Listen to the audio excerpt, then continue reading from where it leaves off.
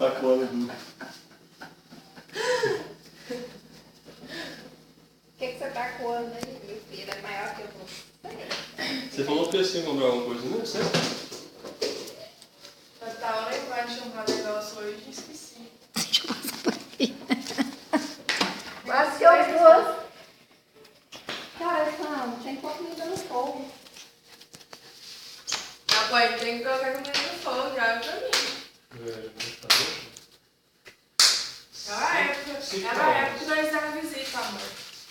Deixa eu falar. Você não quer ir lá comprar, não, papai? Pode ir lá? Pode ir.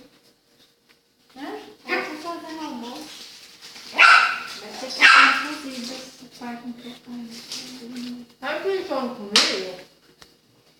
Oh, mas é porque... Não, Comprou mandioca e carne cozida. não conversa comigo. Mandioca é gostoso, agora carne cozida não. Você não gosta, não?